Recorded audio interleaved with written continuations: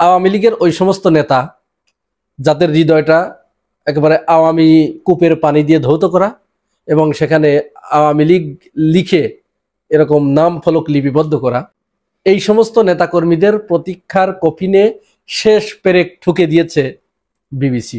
এর আগে সর্বশেষ জাতিসংঘ যখন শেখ হাসিনার বিরুদ্ধে মারাত্মক অপরাধের যে রিপোর্টটি প্রকাশ করেছিল এবং শেখ হাসিনা যে আন্তর্জাতিকভাবে একজন স্বীকৃত কিলার এবং আওয়ামী লীগ যে আন্তর্জাতিকভাবে স্বীকৃত একটি সন্ত্রাসী দল, এটি যখন জাতিসংঘ ঘোষণা দিল, এর পরেও শেখ হাসিনা এবং তার এ দেশীয় কিছু পালক পুত্র তারা বিভিন্ন বয়ান উৎপাদনের মাধ্যমে আশা জিয়ে রেখেছিল যে জয়ই বলুক শেখ হাসিনা আবার কামব্যাক করবে বাংলাদেশে, তার নেতৃত্বেই আওয়ামী লীগ আবার ঘুরে দাঁড়াবে এবং বাংলাদেশে তারা রাজনীতি করবে, নির্বাচন করবে, আবার ক্ষমতায় আসবে।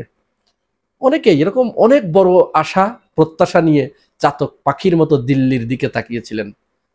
আজ সর্বশেষ সেই আশার কফিনে অনেক শক্ত একটি পেরেক ঠুকে দিল বিবিসি এবং আমরা মনে করি এটি সর্বশেষ পেরেক। যতটুকু আশা ছিল এই আশাটুকু একেবারে ধূলিসাৎ হয়ে গেল আজকে।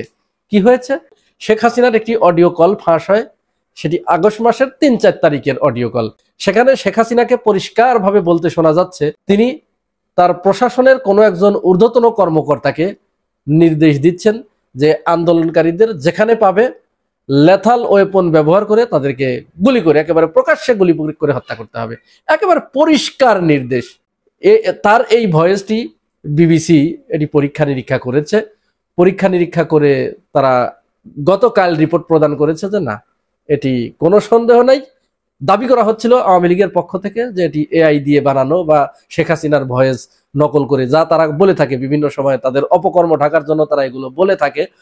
তো যখন এরকম দাবি করা হচ্ছিল তখন বিবিসি থেকে বলা হলো যে না, এখানে শেখ হাসিনার যে কলের ফ্রিকোয়েন্সি, তার নিঃশ্বাসের শব্দ, তার শ্বাস প্রশ্বাসের যে গতি, রিদম, ছন্দ, এই সব কিছু পরীক্ষা নিরীক্ষা করে এখানে কৃত্রিমতা ব্যবহারের কোনো আলামত পাওয়া যায় নাই এবং এটি যে শেখ হাসিনারই, এতে বিন্দুমাত্র আর সন্দেহের কোনো অবকাশ রাখে নাই।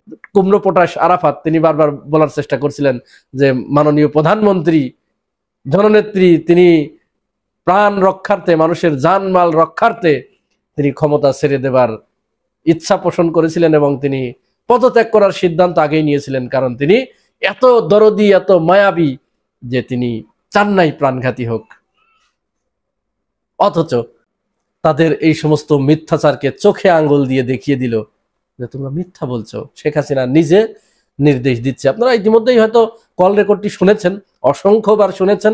আমি আর এখানে এটি দিয়ে ভিডিওর ব্যত্যয় ঘটাতে চাই না, ভিডিওর সৌন্দর্য নষ্ট করতে চাই না, এজন্য আমি আর দিলাম না। তারপরেও যাদের আপনাদের মন চায় তারা দেখে নিয়েন, অনলাইনে ঢুকলেই, ইউটিউবে ঢুকলেই ঘুরে বেড়াচ্ছে অসংখ্য। এখানে মজার ব্যাপার হচ্ছে এই যে কল রেকর্ডটা, এই কল রেকর্ডটা কিন্তু বিবিসি উদ্ধার করে নাই। চিফ প্রসিকিউটর তাজুল ইসলাম বলছেন যে এই কল রেকর্ডটা এটা কিন্তু বিবিসি উদ্ধার করে নাই, এটি উদ্ধার করেছে আন্তর্জাতিক অপরাধ ট্রাইব্যুনালের একজন তদন্ত কর্মকর্তা, সিআইডি। অর্থাৎ এই বছরের মার্চ এপ্রিলের দিকে এটি উদ্ধার করে প্রসিকিউশনে জমা দেওয়া হয় এবং প্রসিকিউশন কিন্তু সর্বপ্রথম এটি যাচাই বাছাই করে দেখেছে যে না, ওটা শেখ হাসিনারই কল রেকর্ড। সর্বশেষ ওইটারই সত্যতা যাচাই করলেন বিবিসি। এটি প্রসিকিউশনে অনেক আগেই জমা ছিল। আমাদের প্রশ্ন এখানে নয়, আমাদের প্রশ্ন হচ্ছে এই যে খবরটা, এই খবরটা পরিবেশন করেছে, এই শিরোনাম করেছে সমস্ত পত্রিকাগুলোতে একরকম শিরোনাম, আর বাংলাদেশের একটি পত্রিকা, এদেরকে কি বলবো? এরা তো বাংলাদেশকে অন করেই না, বরং শেখ হাসিনাকে এরা আবার ফিরিয়ে এনে তাকে যত কম অপরাধী বানানো যায় এই চেষ্টায় রত। এগুলোকে গাদ্দার ছাড়া অন্য কিছু বলা যায় না। এবং এরা সবসময় এই তাদের পত্রিকায় খবর পরিবেশন করে, ভারত থেকে যেরকম প্রেসক্রিপশন আসে সেই অনুযায়ী তারা খবর পরিবেশন করে। আমি দেখিয়ে দিচ্ছি, তারা দেখুন খবরের শিরোনাম করেছে যে অনুমতি দিয়েছিল, লেথাল উইপন ব্যবহারের অনুমতি দিয়েছিল শেখ হাসিনা। এখন এই যে শব্দের খেলা, আপনাদের এখানে পরিষ্কার একটা জিনিস কিন্তু বোঝা দরকার। এই অনুমতি এবং নির্দেশ, এই যে দুটি শব্দ, এই দুটি শব্দের ওজন কিন্তু আকাশ আর পাতাল পার্থক্যের ভিতরে।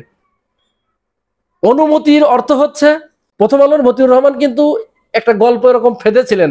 একজন নিচের দিকের কর্মকর্তা, পুলিশের কর্মকর্তা, তিনি মাননীয় প্রধানমন্ত্রী শেখ হাসিনার কাছে গিয়ে বললেন, মাননীয় প্রধানমন্ত্রী, এই রাজাকারেরা বাংলাদেশে যা শুরু করেছে এ তো কোনো মতো অবস্থায় দমানো যাচ্ছে না, আপনি আর না করবেন না, দয়া করে আপনি অনুমতি দেন, ওদেরকে দেখা মাত্র গুলি করি।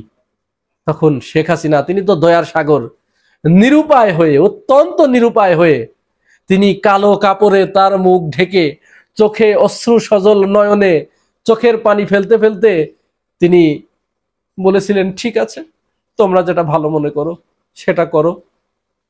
এই হচ্ছে অনুমতির অর্থ।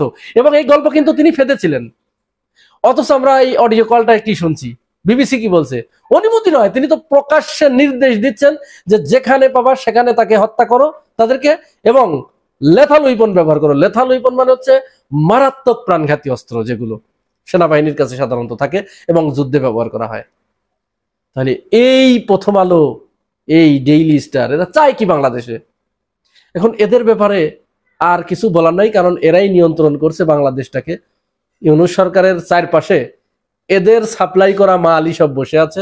এদের ব্যাপারে আমাদের আর কিছু বলার নাই। জনগণের শক্তি দেখানো ছাড়া এখন আর কোনো উপায় নেই।